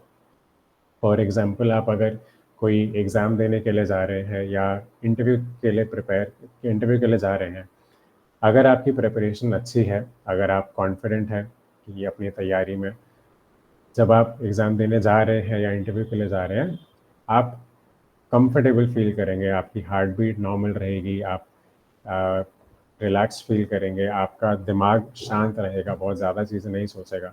वर्सेस अगर आपकी तैयारी अच्छे से नहीं हुई है, या अगर आप रिज़ल्ट को लेके ज़्यादा टेंशन में कि एग्ज़ाम अच्छा होगा कि नहीं होगा, या क्या ये मुझे इस बारी जॉब मिलेगी या नहीं मिलेगी, वैसे थॉट्स अगर रहेंगे तो बॉडी उसी हिसाब से रिस्पॉन्ड करती है। आपकी हार्ट बीट तेज़ होगी, आपका हाथ पैरों में कंपन आ सकते हैं, पसीने ज़्यादा में आ सकते हैं, ज़्यादा प्यास लगेगी, घबराहट बेचैनी ज़्यादा होगी, पेट में एक वो जिसको बोलते हैं बटरफ्लाइज इन द स्टमक, तो पेट में अजीब सा महसूस होगा, खालीपन सा महसूस होगा। तो ये एक सिंपल सा एग्जांपल है कि हमारी जैसी मानसिक स्थिति रहती है या हमारा मन जैसा रहता है, उस हिसाब से हमारी बॉडी, हमारा शरीर भी रिस्पॉन्ड करता है। इसीलिए एमएनडी के ट्रीटमेंट में ये बहुत इम्पॉर्टेंट है कि हम अपने आप को एक अच्छे स्पेस में रखें, अच्छी कंफर्टेबल पोजीशन में रखें, जहां हम ये चीज़ सोच पा रहे हैं और रिकवरी के बारे में ज़्यादा सोच रहे हैं, ठीक कैसे हो सकता हूँ और जब ठीक हो जाऊँगा उसके बाद लाइफ कैसी रहेगी, उस चीज़ों के बारे में ज़्यादा सोचेंगे तो हमारी बॉडी भी उसी हिसाब से रिस्पॉन्ड करेगी, बॉडी की रिकवरी ज़्यादा फास्ट रहेगी, बॉडी के जो ग्रोथ हार्मोन्स हैं, जो केमिकल्स हैं, जो रिकवरी में अच्छा फील करने के लिए रिस्पॉन्सिबल रहते हैं, बॉडी में वो ज़्यादा प्रोड्यूस होंगे। वर्सेस अगर हम कंटिन्यूसली टेंशन में है, चिंता में है, क्या होगा कैसे होगा, तो शरीर में फिर जो स्ट्रेस हार्मोन्स हैं या केमिकल्स हैं जो हमारे लिए उस चैलेंज से लड़ने के लिए इम्पोर्टेंट रहते हैं, वो रिलीज होते हैं, जो कि रिकवरी को और स्लो डाउन कर देते हैं और मुश्किल कर देते हैं। इसी के साथ इम्पोर्टेंट हो जाता है हमारी स्लीप का, जो है कि बहुत लोगों में हमने ये चीज़ देखा है, टेंशन की वजह से, स्ट्रेस की वजह से नींद इम्पैक्ट होने लगती है, नींद ठीक से नहीं आती, और इवन एक्सट्रीम केसेस में लोग ये तक सोचने लगते हैं कि ऐसे जीने से तो अच्छा है कि मैं मर ही जाऊं, या भगवान ही मुझे उठा ले, या मैं खुद को ख़त्म कर लेता हूँ। तो ये सिचुएशंस हैं जो एक्सट्रीम है, जहाँ पे ये वार्निंग साइंस है कि हमें एक प्रोफेशनल हेल्प लेनी बहुत ज़रूरी है, क्योंकि ये सिचुएशन ऐसी है जहाँ पे शायद फैमिली मेम्बर्स भी आपको अच्छे से उस बात पे डील ना कर पाए, क्योंकि वो इक्विप्ड नहीं है, वो ट्रेंड नहीं है। इस केस को मैनेज करने के लिए अपने डॉक्टर्स के पास, साइकोलॉजिस्ट के पास जाना बहुत इम्पोर्टेंट रहता है, ताकि आप अपनी मन की बात उनसे कर सकें, उनसे शेयर कर सकें, और वो आपको इस चीज़ से डील करने को सिखा सकें, मैनेज करना सिखा सकें कि मुश्किल है पर चीज़ें ठीक की जा सकती हैं, चीज़ों पे खुद पे भरोसा रखने से, ट्रीटमेंट अच्छे से लेने से, और जो ट्रीटमेंट बोला गया है मेडिसिन हो, फिजियोथेरेपी की एक्सरसाइजेस हो, स्पीच थेरेपी की एक्सरसाइजेस हो, अगर वो रेगुलर हम कर रहे हैं, डाइटरी चेंजेस हैं, अगर वो हम रेगुलरली कर रहे हैं तो हमारी इम्प्रूवमेंट बहुत बहुत बेटर होती है और quality of life more important सबसे अच्छी रहती है। इसी के साथ में एक ये चीज़ बहुत ज़रूरी है, हमने कई पेशेंट्स हैं जिनको MND की बीमारी है या उनके फैमिली मेम्बर्स हैं, जब हमसे बात करते हैं, हम उनसे जब ये पूछते हैं कि घर में माहौल कैसा रहता है या आप लोग किस बारे में बात करते हैं, तो मेजॉरिटी ने यही बोला है कि दिन भर में जितनी भी बात होती है उसमें से 70 to 80% हमारी जो टॉपिक ऑफ कॉन्वर्सेशन है या बातचीत का जो टॉपिक है वो सिर्फ बीमारी, MND या उसका ट्रीटमेंट ही है। उसके अलावा और किसी बारे में बात ही नहीं होती है, किसी बारे में कुछ और ज़्यादा बातचीत नहीं होती है या हम उस पर टाइम स्पेंड नहीं करते हैं, family as a unit time spend नहीं करती है। तो ये अगेन बहुत इम्पॉर्टेंट चीज़ है कि आप घर का माहौल अच्छा रखें, पॉजिटिव रखें। पॉजिटिव रखें मतलब ये नहीं है कि हम इस सारी चीज़ों को नकार दें कि नहीं बीमारी ही नहीं है, कुछ नहीं है, बीमारी है, मुश्किल है, लेकिन सिर्फ उस पर फोकस करेंगे तो काम नहीं चलेगा। लाइफ बाकी एस्पेक्ट्स ऑफ लाइफ भी इम्पॉर्टेंट है, उन पे फोकस करना ज़रूरी है। तो इस चीज़ का ध्यान रखें कि सिर्फ बीमारी के बारे में या ट्रीटमेंट के बारे में ही घर पे बात ना हो, तो वो माहौल पॉजिटिव रखना, अच्छा रखना बहुत ज़रूरी है। बाकी चीज़ों के बारे में बात करें, बाकी जो फैमिली मेम्बर्स हैं, बच्चे हैं, हस्बैंड है या वाइफ है, जैसे भी फैमिली की कंडीशन है, उनके बारे में बात हो, उनकी पढ़ाई कैसी चल रही है, उनकी लाइफ के आगे के क्या गोल्स हैं, वो पढ़ाई के साथ में और क्या करना चाहते हैं, रोज़मर्रा की ज़िंदगी उनकी कैसी चल रही है, कहीं घूमने जा सकते हैं कि नहीं, कोई घर बैठ के कोई पिक्चर देख सकते हैं या नहीं, पुरानी फ़ोटो एल्बम्स हैं वो देख सकते हैं। सो बहुत सारी चीज़ें हैं जो एज अ फैमिली मिल के करना ज़रूरी है, apart from just focusing on the problem या ट्रीटमेंट। इसी के साथ में स्पिरिचुअल एंगेजमेंट है, कोई भी एक हायर पावर है, चाहे वो हम उसे भगवान कहें, नेचर कहें, किस्मत कहें, जो भी आप जिस भी चीज़ में भरोसा करते हैं, किसी भी चीज़ में भरोसा रखते हैं, उस चीज़ पे, उस शक्ति पे, उस एनर्जी पे भरोसा रखें कि वो आपके साथ है, उसके साथ वक्त बिताएं और साथ में अपना भी काम करते रहें। क्योंकि सिर्फ पूजा पाठ करने से या भरोसा रखने से सिर्फ उससे कुछ नहीं होगा, तो उसके साथ अपना काम करना, अपना रोल प्ले करना बहुत इम्पोर्टेंट है। और प्लस जो ये सपोर्ट ग्रुप है, तो हम जो सपोर्ट ग्रुप की बात करते हैं, जैसे ये वेबिनार है जो हम हर महीने में पिछले 4 महीनों से रेगुलर कर रहे हैं, सो ये भी एक सपोर्ट ग्रुप का ही काम करता है, जहाँ पे लोग अपने बारे में शेयर कर सकते हैं, अपने एक्सपीरियंसेस सिमिलर हैं, तो आप उन लोगों से बात कर सकते हैं जिनको शायद ऐसे ही प्रॉब्लम फेस कर रहे हैं, और ये जान सकते हैं कि वो ऐसा क्या कर रहे हैं जिससे उन्हें हेल्प हो रही है, उन्हें फ़ायदा हो रहा है। सपोर्ट ग्रुप में डॉक्टर्स रहते हैं, तो आप डॉक्टर से डायरेक्टली उस चीज़ के बारे में बात कर सकते हैं कि क्या फ़ायदा हो रहा है, क्या फ़ायदा नहीं हो रहा है, कहीं किसी चीज़ में परेशानी आ रही है, दिक्कत आ रही है। तो ये एक सपोर्ट ग्रुप का सबसे इम्पॉर्टेंट ऑब्जेक्टिव या पर्पस यही है कि आप ये चीज़ समझें कि आप इसमें अकेले नहीं हैं, आपके साथ हम लोग हैं और बहुत सारे लोग हैं जो सिमिलर सिचुएशन में हैं, और हम लोग सब मिल के इस चीज़ से मैनेज कर सकते हैं, इस चीज़ से बेटर डील कर सकते हैं। और एक चीज़ और जो मैं आई थिंक लास्ट में जो मैं कहना चाहूँगा कि आज जैसे हम लोग स्पीच थेरेपी के बारे में बात कर रहे हैं, जिन लोगों को बल्बर ऑनसेट MND होता है या जिनकी प्रॉब्लम प्राइमरीली स्पीच से रिलेटेड है, अभी भी बात करना, बोल पाना एक तरीका है, एक ज़रिया है अपनी बात रख पाने का, अपनी बात कम्युनिकेट करने का, शेयर करने का। इसके अलावा भी और बहुत तरीके हैं, जैसे साइन लैंग्वेज हो सकता है, आप अपनी बात लिख के बता सकते हैं, आप अपनी बात इशारों में बता सकते हैं। तो जस्ट बिकॉज हम क्लियरली बोल नहीं पा रहे या दूसरा इंसान हमारी बात समझ नहीं पा रहा, डज नॉट मीन कि मैं अपनी बात रखना ही छोड़ दूँ या उसका कहने का फ़ायदा ही क्या है कि जब मैं बोल ही नहीं पा रहा हूँ। जितना आप कोशिश करेंगे, प्लस मोर इम्पॉर्टेंटली आपके मन में जो भी बात है, आप दूसरे तरीके से बोल सकते हैं, आप लिख के बता सकते हैं, आप फ़ोन पर टाइप करके बता सकते हैं, आप साइन लैंग्वेज सीख के बता सकते हैं, आप इशारों में बता सकते हैं। तो मेन बात है अपनी फीलिंग को, अपनी भाव को, अपने विचारों को शेयर करना, कम्युनिकेट करना। और स्पीच सिर्फ और सिर्फ एक ज़रिया है, that is not the only way. और बहुत तरीके हैं, तो अगर वो नहीं हो रहा है, मेक श्योर आप बाकी चीज़ें कर रहे हैं, रादर देन कि हम बात करना ही छोड़ दें या इस शर्म में रहें कि मेरी बात समझ नहीं आएगी तो लोग शायद मुझ पर हंसेंगे, मेरा मजाक उड़ाएंगे या मुझे बार बार वो चीज़ बोलना पड़ेगा। हम दूसरे तरीके से ट्राई करेंगे, हम लिख के बता सकते हैं, टाइप करके बता सकते हैं। तो इस चीज़ के लिए ओपन रहें और इस चीज़ को अपना एग्जीक्यूट करें, ट्राई करें। लास्ट में सबसे इम्पॉर्टेंट होप है, उम्मीद है।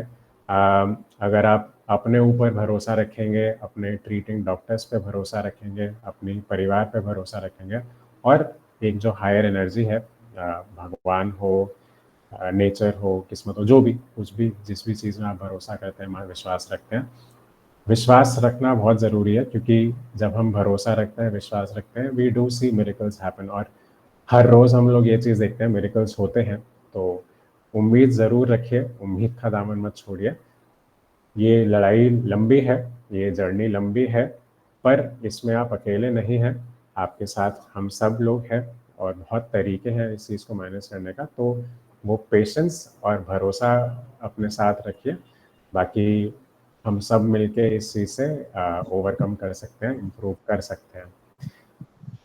बाकी ये मेरी कॉन्टैक्ट डिटेल्स हैं, ईमेल आईडी है, फ़ोन नंबर है। इन केस अगर आप में से काफ़ी लोग हैं जो ऑलरेडी मुझसे डायरेक्ट बात करते भी हैं, अगर और कोई है जो बात करना चाहते हैं अपने खुद के लिए या अपने परिवार वालों के लिए, तो आप कभी भी मुझे कांटेक्ट कर सकते हैं। तो काउंसलिंग के लिए, साइकोलॉजिकल हेल्प के लिए मैं I am always ready and always available. तो आप कभी भी कांटेक्ट कर सकते हैं। Thank you.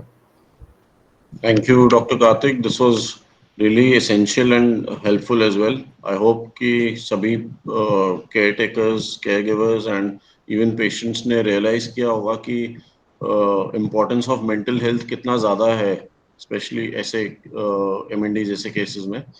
And again, due to some technical glitch, we are unable to take out the videos. But Dr. Gupta would like to share the exercises and would like to teach few exercises जो कि speech deficit and speech compromised patients में, bulbar onset MND patients में काफी help कर सकती है. Over to Dr. Gupta. Thank you, Dr. Karthik. It was a very nice presentation. I am very happy that you have summarized things in such a manner कि लोगों को हताश होने की जरूरत नहीं है, होपफुल होना बहुत ज़्यादा जरूरी है। और जैसे मैं पहले ही कहा कि इस बीमारी में एक फेथ और होप अपने आप में बहुत कुछ कह जाती है और दिखाती है। जहाँ पे आपने सफम करके अपनी सिचुएशन को की जो थॉट्स है तो भर पाना मुश्किल होता है।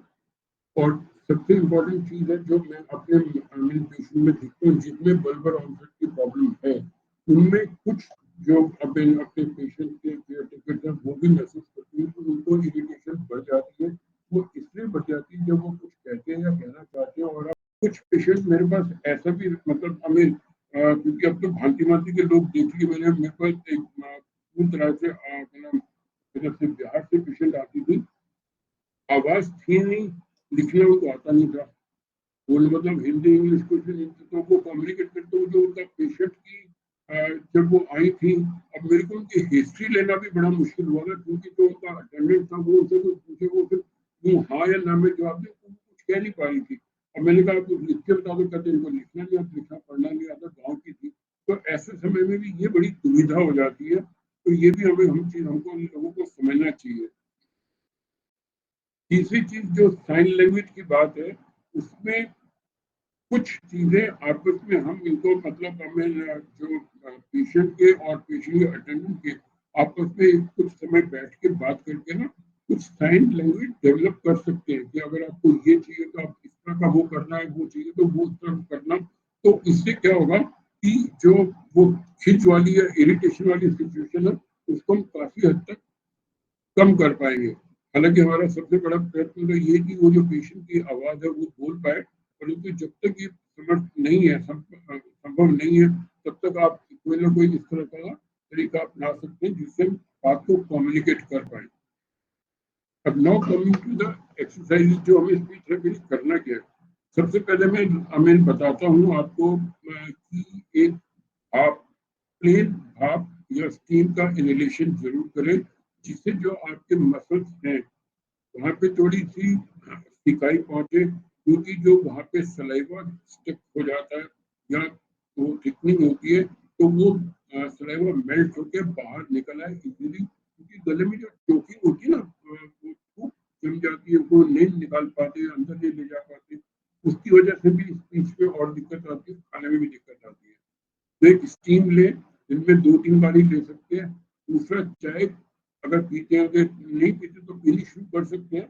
नॉर्मल चीनी वाली चाय में या जैसे भी चाय पीते हैं उसमें थोड़ा सा चुटकी भर नमक डाल के एक सिप लेके गले में यहाँ पे रोकने की कोशिश करें, जितनी देर भी रोका जा सकता है, कुछ सेकंड, तो वो उसको एक तो सूदिंग इफेक्ट देगा, प्लस वहाँ के मसल को थोड़ा स्टिमुलेट करेगा ठीक होने के लिए।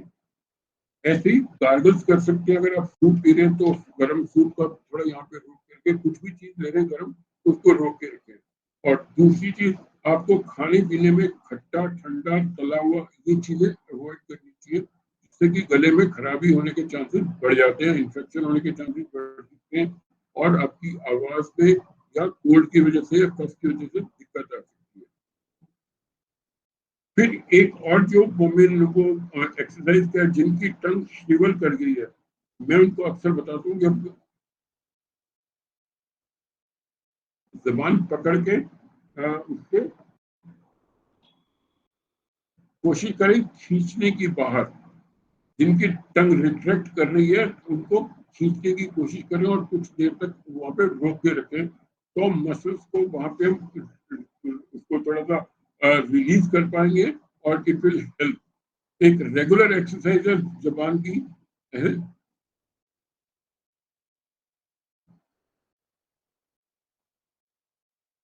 और लिप्स के अंदर घुमाने की।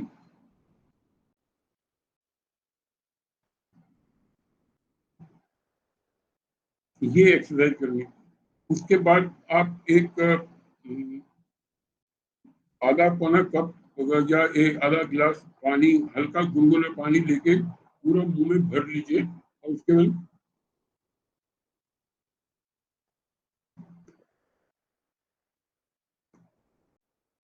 और पूछते पिचकारी की तरह थूक से एकदम निकाले। और उसके अलावा वैसे भी बैठे बैठे जब खाली बैठे या कुछ भी करते हैं, उसको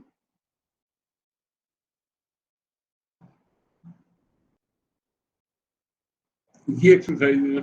और तीसरी होती है ब्लो की, जैसे आपने विसिल ब्लो करते ना, आपके टाइम पे, पुराने टाइम पे याद होगा, छोटे बच्चों की पीठ नहीं टाइप आती थी, तो उसको बुलाकर फुलाने का नहीं, या गुब्बारा फुलाने की कोशिश करें, या स्पायरोमीटर का वो लेके, जिनके पास है वो उसको लेके। इसमें एक चीज सबसे बड़ी दिक्कत आती है, जो पेशेंट की जबान है, आपने वो मैं उनमें दिखाना चाह रहा था, वो नहीं दिख पाई, तो ऊपर को नहीं जाती। तो ऐसे टाइम पे आप कुछ चम्मच या वो लेके दूसरा टंग के नीचे रख के टंग को ऊपर की तरफ कर सकते हैं, और जहाँ पे चम्मच लेके ऐसे टच करें। और एक और उसकी जैब, जैसे एक कड़ा या चूड़ी नहीं होती, उसमें एक बीच में धागा बांध के एक बीच में मोती डाल दीजिए, उसको यहाँ पे रख के इस टाइप की एक्सरसाइज, ताकि हम ये ऊपर की एक्सरसाइज कर रहे हैं नीचे से। जिनकी टंग आर्टिकुलेट नहीं करती उनको ये एक्सरसाइज करने की जरूरत, जिनकी आर्टिकुलेट करती वो बेशक इसको ना भी करें तो कोई दिक्कत नहीं है। और दूसरी, जिनमें स्पीच की प्रॉब्लम की आती, जैसे मैंने बताया कि इनकी दिक्कत है, तो उनको एक बार ट्राई करना है कि यहाँ पे चम्मच या कुछ वो साइड पर रख के फिर बोलने की कोशिश करनी है। शैल आई डेमोंस्ट्रेट? एक मिनट खोल के। तो अनीता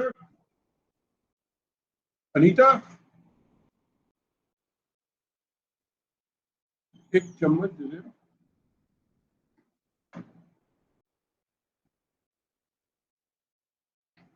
और अगर मैं एक जैसे ये एक्सरसाइज है आपको,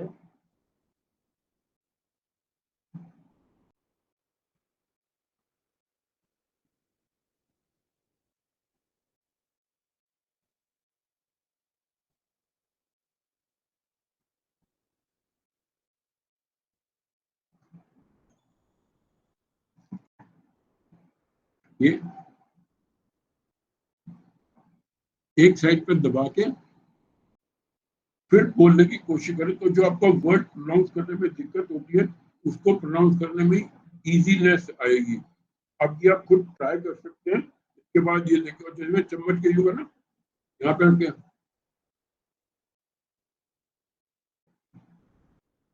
इसकी उल्टी साइड पे करके, ये करने से आपको टंग की मूवमेंट पे हेल्प मिलती है। और उसके अलावा जो मैं इनको बता रहा हूँ कि ना, अपने उसको अगर आप एक कागज का टुकड़ा लेके उसको ग्लो करने की कोशिश कर सकते हैं, या अगर आपने यहाँ पे उसमें वो वो रखा हुआ चम्मच रखा हुआ, उसमें यहाँ पे पानी की गीला है ना, तो उसको मारेंगे, उसकी छींटे उभरती अलग अलग हो जाएंगी। इससे आपको पता चलेगा कि आपकी जो फोर्स है वो बढ़ रही है, कम हो रही है, तो आप अपने आप उसको चेक भी कर सकते हैं। ये तो कुछ एक्सरसाइज जो है जो आप अपने आप कर सकते हो, रेगुलरली करनी चाहिए। और फिर भी अगर उसमें जरूरत है तो आपको एक प्रोफेशनल स्पीच थेरेपिस्ट को कंसल्ट करने में हिचकिचाना नहीं चाहिए, बल्कि उसकी हेल्प लेनी चाहिए। और इसके अलावा कुछ हालांकि, और ये बात भी साथ में सही है कि स्पीच थेरेपिस्ट के बाद भी कुछ बहुत ज्यादा क्विक रिजल्ट इसमें नहीं आता, तो इसलिए one have to have patience. फिर जो यहाँ के मसल्स हैं, इनको मसल्स के लिए आप थोड़ा सा इस टाइप से वो करें एक्सरसाइज के लिए। जो जॉ में उसके मसल्स वीक हो रहे, उनके लिए आप एक्सरसाइज करें। ये आप उनमें रिपीट कर सकते हैं दिन में 3-4 बारी, जब भी खाली बैठे हैं खुद कर सकते हैं। जिनके हाथों में, जिन पेशेंट्स के हाथों में भी प्रॉब्लम है, जिनमें बताया कि लिंक के आपको यूं करके दोनों हाथों से, और जिनमें इस हाथों की बिल्कुल ही प्रॉब्लम है, तो उनका कोई अटेंडेंट या वो दूसरे हाथों से इनकी मसाज कर सकता है, वो कर सकता है। और जो हाथों की प्रॉब्लम यहाँ पे एक सब करने के बाद आप इसको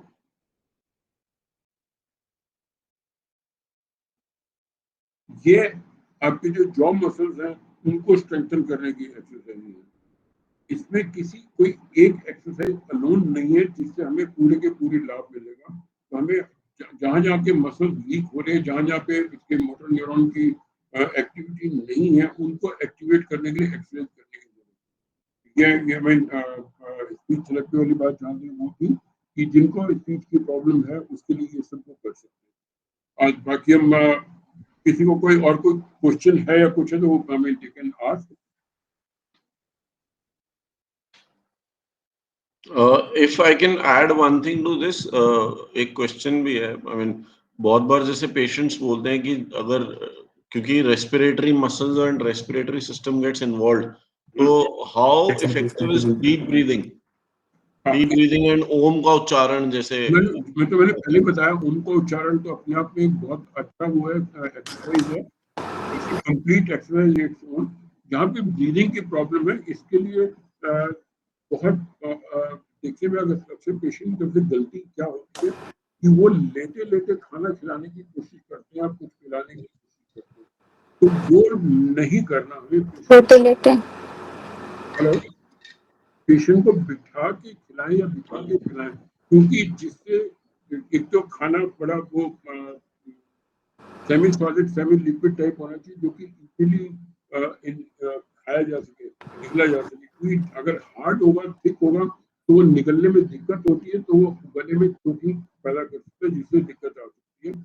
तो सॉफ्ट टाइप और थोड़ी थोड़ी क्वांटिटी, और वो लेके उसको आप वहाँ पे धीरे सटके, अगर वहाँ पे फूड पाइप की जगह वो विंड पाइप में चलाए तो उसको ठसका आता है काफी, और वो कॉज कर सकता है निमोनिया को भी और रेस्पिरेटरी प्रॉब्लम्स को भी। तो इस चीज के लिए ये ध्यान बहुत जरूर रखना कि जब आप खिला रहे हैं पेशेंट को, तो ये मैं अटेंडेंट्स के लिए मैं देना चाहूँगा कि उनको make it a point they make the patient sit up in a proper position, कम से कम मिनिमम 45 डिग्री का तो होना ही चाहिए। अगर 90 डिग्री के अंदर में बिठा सकते हैं और खिला सकते हैं तो वो सबसे ज्यादा अच्छा है। That is the most important thing. उनको कुछ भी खिलाना पिलाना है तो उनको हमेशा 90 डिग्री की पोजीशन में बिठा के पिलाएं तो वो ज्यादा अच्छा है। कई बार होता है कि सिर्फ आलस की वजह से या कौन तंग करेगा चलो लेटे लेटे डाल देते हो, तो उसमें ये नुकसान होने का खतरा हमेशा बना रहेगा, तो इस चीज का ध्यान रखें। और दूसरी चीज जो रेस्पिरेटरी की प्रॉब्लम है, ये एक अपने आप में अगर रेस्पिरेटरी मसल इन्वॉल्व होना शुरू हो जाते तो एक मतलब which is not something very good, मतलब वो एक काफी एक्यूट प्रॉब्लम है which need to be taken into account immediately. और अगर आपको वहाँ पे जैसे जो मैं ये खासतौर पे बाहर के पेशेंट के लिए कहना चाहूँगा, बता रहा हूँ कि जो पेशेंट दिल्ली से बाहर के, जो मेरे को डायरेक्ट में नाम देख सकता हूँ, उनको अगर इस तरह की प्रॉब्लम है तो उनको आप किसी अपने फिजिशियन या हॉस्पिटल में जाके इमीडिएटली दिखा लेना चाहिए। क्योंकि कई बार अगर आप वेट करते रहते हैं कि मैं खाली दवाई के लिए दूँ, मेरे को पता नहीं है सिचुएशन का, और आप उस पर वेट कर रहे हैं तो वो उसमें it can be I mean not very good for the patient. तो इसमें दिक्कत आ सकती है। तो ऐसे टाइम पे हमें उसकी जो नियरेस्ट डॉक्टर है उसकी हेल्प ले लेनी चाहिए। यहाँ पे एक दिक्कत और है, क्योंकि जो पेशेंट जिसको एक बार लेवल हो गया MND का, तो जो बाहर के दूसरे डॉक्टर हैं वो उसके हाथ डालना भी अपने आप को अवॉइड करते हैं कि कोई भी चीज होती है नहीं जी ये तो MND की वजह से, ये तो MND की वजह से। तो ये एक बहुत बड़ा प्रॉब्लम है जिसे हमें देखना। तो अगर आपके अपने वहाँ पे कोई ऐसा कॉन्फिडेंट या अपना फैमिली फिजिशियन या कुछ ऐसा हो जो आपके जिस पे भरोसा कर सके, तो उनको बेशक आप मेरे से एक बार बात करवा दीजिए, तो मैं उनसे आपस में बात कर सकता हूँ। राजू की आप सिर्फ हर चीज के लिए कहीं यहाँ से कुछ उसकी वजह से ये हो गया वो हो गया तो बड़ा मुश्किल हो जाता है मेरे लिए बता पाना। Thank you. Okay, Ms. Meenu Thakur wants to ask a question. Please go ahead, ma'am. हाँ डॉक्टर साहब नमस्कार। हाँ जी नमस्कार। डॉक्टर साहब ठीक तो नहीं है, ये चीज़ पूछनी थी एक्चुअली कि ब्रीदिंग में प्रॉब्लम शुरू हो गई है, तो बाईपैप बोला है डॉक्टर ने, लेकिन जब बाईपैप लगा रहे हैं तो उससे और लग रहा है जैसे दम घुट रहा है। नहीं, वो फिर आपका अभी जो मतलब उनकी एक्सेप्टेंस प्रॉपर नहीं हुई होगी बाईपैप के साथ में, या लगाने के लिए तरीका वो थोड़ा सा समझना पड़ेगा। उसमें दम घुटना नहीं चाहिए। अगर आपको उनकी एक तो जैसे बाईपैप रात को लगाते हैं, दिन में भी जरूरत पड़ रही है? नहीं, अभी तो हमने बस शुरू में एक दो बस 5 मिनट के लिए लगाया है 2-3 दिन। अच्छा हाँ, लेकिन हम अभी मैनेज कर पा रहे हैं बिना बाईपैप के। सांस तो फूल रही है थोड़ी थोड़ी। इनको उनका फिर रेगुलर भाप दीजिए, तो विदाउट फेल उनको स्टीम इनहेलेशन दिन में 2-3 बारी दें, और उनको भी बिठा के खाते टाइम जो जैसे मैंने अभी बताया कि खाने की प्रॉब्लम सिचुएशन होती है तो उनको बिठा के खिलाएं, सो दैट उनका रेस्पिरेटरी सिस्टम इन्वॉल्व ना हो। इससे हमें बचा के रखना है, और उनको कफ कोल्ड वगैरह ना हो, AC वगैरह का या डायरेक्ट एक्सपोजर का उन चीजों का वो करें। और अगर फिर भी कोई सिम्टम है तो मेरे को बताएं, will add on to the medicine. नहीं डॉक्टर साहब, हम ही है पेशेंट, हमको ही है सिम्टम। तो मतलब यही है कि जैसे सांस तो फूल रही है, तो हमको ये लग रहा है कि हम उसको लगाना शुरू कर दें, ऐसा तो नहीं उसकी आदत हो जाएगी? नहीं, सवाल जैसे मैंने पहले भी बताया था कि इसको अगर जरूरत है तो हमें उससे हटना नहीं है। We need to see, first of all we need to examine whether it is required और नॉट। और उस टाइप की जो वहाँ पे है तो अर्जेंसी है या इमरजेंसी वाली सिचुएशन में we have to see that, we have to tackle that. उसके बाद हमें जैसे मैंने पहले बताया कि बहुत पेशेंट्स हैं जिनको बाईपैप लग गया, पर उसके बाद कंटिन्यूसली मेडिसिन देने के बाद उनकी जो फ्रीक्वेंसी और इंटेंसिटी ऑफ बाईपैप की रिक्वायरमेंट थी that has been reducing gradually, और वो बेटर है। परंतु अगर जरूरत है तो उसको जबरदस्ती कीजिए नहीं, चाहे वो बाईपैप के लिए, चाहे वो राइस ट्यूब के लिए, RT के लिए, वो लगवा लेना पेशेंट के हित में ही होगा। ठीक है डॉक्टर साहब, ठीक। थैंक यू डॉक्टर साहब। सर मैं नागेंद्र प्रताप सिंह की दवाई लाता हूँ सर आपके पास से। हाँ। सर फरवरी से ले आते हैं, अभी तक कोई सुधार नहीं, और बिगड़ गए हैं सर, बहुत ज्यादा बिगड़ गए हैं, ना उठ पाते हैं ना कुछ भी है सर उनका, अभी कोई सुधार नहीं, 1% सुधार नहीं। प्रोग्रेसिव डिजीज है, इसको एक बार मेरे को लाके दोबारा दिखाएं, क्योंकि वो उनको एक बार बिना देखे तो अभी जो दवाई वैसी जा रही होगी ना, एक बार दिखा भी लीजिए उनको लाके। अच्छा ठीक है सर, ले आएंगे। अभी वो सर जालंधर एडमिट हैं आर्मी हॉस्पिटल में। हाँ, तो ये देखो ना, ये क्योंकि ये अभी जैसे मैंने अभी बताया, ये अपने आप में एक बड़ी बहुत गहरी प्रॉब्लम है कि ये इस डिजीज का कोई वहाँ पे कोई इलाज ही नहीं दूसरी तरफ, पर हम उनको फिर भी किसी तरह से उनकी जो प्रोग्रेशन है उसको स्लो डाउन कर सकते हैं। तो वो जो स्लो डाउन होती है वो इम्प्रूवमेंट ही है। अब आप इम्प्रूवमेंट क्या, आप जैसे प्रॉब्लम बढ़ रही है, मैंने बताया कि 100 की स्पीड से नीचे आ रहे थे, आज अगर 100 की जगह 90 की स्पीड हुई है, 80 की स्पीड हुई है, तो वो 20% आराम ही है, पर वो 80% तो अभी भी नीचे जा रहा है ना। जो 80% नीचे जा रहा है उसमें बीमारी तो बढ़ती नजर आएगी। इस चीज को समझना बहुत ज्यादा जरूरी है, क्योंकि जब तक वो पूरा रुक नहीं जाता तब तक तो बढ़ ही रहा है ना।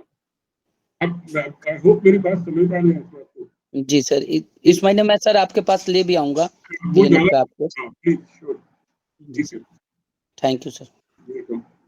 एक्चुअली देखिए, जो मेन बात निकल के आती है ना ऐसे केसेस में, क्योंकि एक प्रोग्रेसिव डिजीज है, आप सबको ये समझने की जरूरत है कि हम एफर्ट हर केस में पूरा करते हैं, बट हर पेशेंट डिफरेंट है, हर केस डिफरेंट है, एंड हर डिजीज किस लेवल पे प्रोग्रेस कर चुका है वो डिफरेंट है, एंड बॉडी कैसे रिस्पॉन्ड कर रही है वो डिफरेंट है। आप हर केस को हम सेम मेजरमेंट से नहीं तोल सकते, ठीक है ना। अंडरलाइन फैक्टर अंडरलाइन फैक्टर्स बहुत ज्यादा रहते हैं, and it is always better कि आप लोग हमेशा अगर मिल सकते हैं तो इट इज ऑलवेज बेटर। इसीलिए हम लोग ये वेबिनार्स कर रहे हैं, just to answer all your questions and clear all your doubts. क्योंकि जहां एक तरफ कह दिया जाता है कि कहीं कोई इलाज नहीं है, यहाँ दूसरी तरफ एटलीस्ट होप है, एक एनकरेजिंग रिजल्ट्स हैं।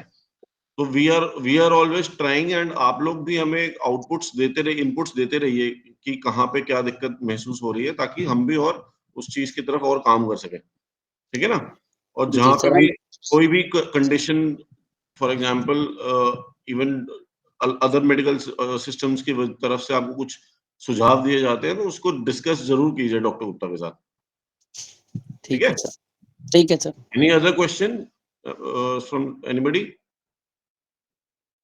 ओके, आई वुड हमारे साथ डॉक्टर नकुल पराशर भी है, जो कि एकीजीज ओवीएम्स के साथ बहुत समय के साथ जुड़े हुए हैं, and he is the founder and director Shanti care foundation, sorry sir, and बहुत ही he is a very eminent, he is been a journalist, he is been a very eminent scientific figure as well.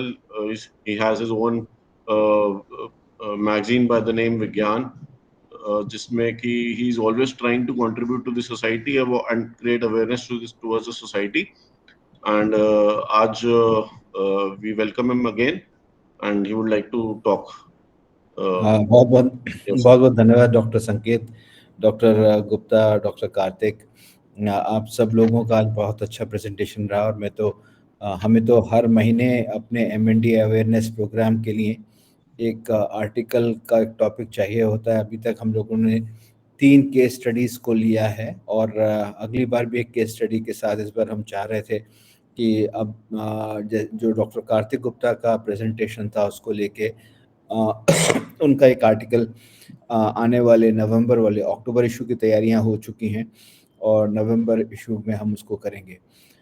मैं आप सबसे यही कहूँगा कि देखिए, इसमें धीरज, धैर्य और संयम बहुत आवश्यक है, क्योंकि जो केस स्टडीज़ हमने देखी हैं, जो हमने पढ़ी हैं, समझी हैं, उसके अंदर हमने ये देखा, इसमें समय ज़रूर लगता है, पर उसके अंदर बहुत सारे लोगों को बहुत फ़ायदा हुआ है। और उम्मीद ये इसके अंदर एक और चीज़ है, एक बहुत इम्पॉर्टेंट चीज़ है कि आपकी अपनी इच्छा शक्ति जो है वो एक बहुत बड़ा रोल प्ले करती है। और हम सब जानते हैं कि कोई भी चिकित्सा पद्धति कोई भी ऐसी नहीं है जिसमें आपने छड़ी घुमाया और उसका इलाज तुरंत हो गया। इवन आप एलोपैथी के अंदर भी आप जो दवाई खाते हैं उसमें आप इमीडिएट एक रिलीफ के लिए खाते हैं, जो थोड़ी देर के बाद फिर दोबारा सिम्टम्स और वो लेके हाजिर हो जाती है। पर अगर हम चाहते हैं कि किसी भी चीज़ का जड़ से निदान हो, तो हमें उसके साथ धैर्य, संयम और जितनी भी हमारे को विश्वास है उसके अंदर रखना पड़ेगा। और मैं आप सबसे यही कहूँगा कि शांति फाउंडेशन OVMs के साथ मिलके प्रयास में है, और हमने जैसे पहले भी कहा था, और हमारी उन सब लोगों के लिए जो आर्थिक रूप से जिनके लिए संभव नहीं है कि वो उनको दवाइयाँ समय से पहुँचें या ना मिलें, हमारा आप सबसे ये अनुरोध है कि जो लोग भी आर्थिक रूप से सक्षम नहीं हैं और दूर हैं, तो वो हमें ज़रूर लिखें, बताएं, और हम OVMs के साथ मिलके आपकी दवाइयाँ, और रही बात जहाँ तक फिजियोथेरेपी की और जो बाकी थेरेपीज़ की बात है, उसके लिए जो भी हम इस माध्यम से, इस वीडियो के माध्यम से, वेबिनार के माध्यम से आपको बता सकते हैं, उसको आपको करना होगा। और कोशिश ये रहेगी कि हम धीरे धीरे जैसे जैसे अपने प्रयासों को बड़ा करेंगे, जैसे जैसे हमारी जो टीम बड़ी होती जाएगी, तो हमारा ये नॉर्थ, साउथ, ईस्ट, वेस्ट के जो 4 जोन्स हैं भारत के, उनको बांट के, तो फिर उनके बाद 4 और zones, north east, south east, north west और साउथ ईस्ट लेके हम उसको बड़ा करेंगे। पर अभी उसमें समय है। अभी हमने ये 4 जोन्स के लिए प्लान किया। उन 4 जोन्स के 4 सेंटर्स हम आपके साथ अगले सेशन में साझा करेंगे। तब तक उम्मीद है कि ये त्यौहार का समय, आप सब बहुत खुश रहें, और खुशी जो है वो, जैसा कि डॉक्टर साहब ने बताया, डॉक्टर कार्तिक ने भी बताया, कि वो एक बहुत इम्पोर्टेंट रोल प्ले करता है। अंदर से इच्छा शक्ति को मजबूत करना बहुत आवश्यक है।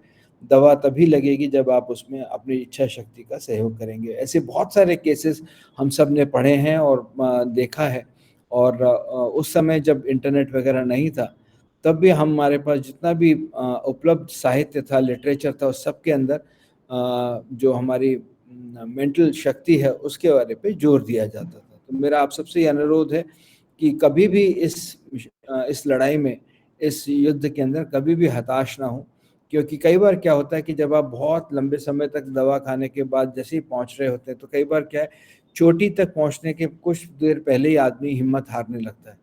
तो अब मेरी आप सबसे, जैसे भी डॉक्टर संकेत ने भी कहा, कि हमें कभी हिम्मत, कम से कम जो है हिम्मत का जो हारने का बात है, वो हमें बिल्कुल नहीं करनी है, और उसको लेके आगे चलना है। डॉक्टर कार्तिक गुप्ता का, डॉक्टर AK गुप्ता का और डॉक्टर संकेत गुप्ता का तहे दिल से मैं शुक्रिया अदा करना चाहूँगा कि उन्होंने ये प्लेटफॉर्म तैयार किया है, और लगातार पिछले 3 महीनों से, 4 महीनों से जो हम ये अपना वेबिनार कर रहे हैं, उसको सतत रूप से हम आगे लेके जाएंगे, और उम्मीद करते हैं कि ऐसे और केस स्टडीज़ के साथ आप, जो विज्ञान 2047 हमारी पत्रिका है, अभी निःशुल्क उपलब्ध है, इंटरनेट पे अवेलेबल है, आप लोग डाउनलोड कर सकते हैं, और उसको वहाँ पे डॉक्टर गुप्ता के आर्टिकल्स को भी पढ़ सकते हैं, देख सकते हैं। हमारी उम्मीद है कि जैसे ही हम 12 आर्टिकल्स पूरे करेंगे, तो उसको किताब बना के आप तक प्रस्तुत करेंगे। इन्हीं शब्दों के साथ आप सबको आने वाले त्यौहार की शुभकामनाएं, और उम्मीद कीजिए कि सब ठीक रहें और आगे बढ़ें। नमस्कार। Thank you so much sir, and आप लोगों ने समय निकाला again on a Sunday, and we hope कि we will keep putting our efforts to make things better for all of you and to create more awareness about this disease called motor neuron disease. And किसी का भी कोई सुझाव हो तो हम हमेशा एक शेयर करते हैं feedback form after the webinar, please उसमें जरूर दीजिएगा। on your you will get that message on your WhatsApps, and अगर किसी को भी हमारे as I've said earlier कि हमने पहले न्यूट्रिशन पे, फिजियोथेरेपी पे एंड आज जैसे साइकोलॉजी पे डिस्कस किया, एंड नकुल सर की सर्विसेज हमेशा है, तो किसी को भी कुछ इनमें से किसी का और कॉन्टैक्ट नंबर या डिटेल्स चाहिए हो तो they can always contact us, we'll be happy to share. So thank you so much everybody. Thank you Nakul sir, thank you Dr. Karthik, thank you Dr. AK Gupta, and on behalf of AKG's OVMs and Shanti Foundation, I thank you all. Thank you. God bless you. Thank you. Thank you.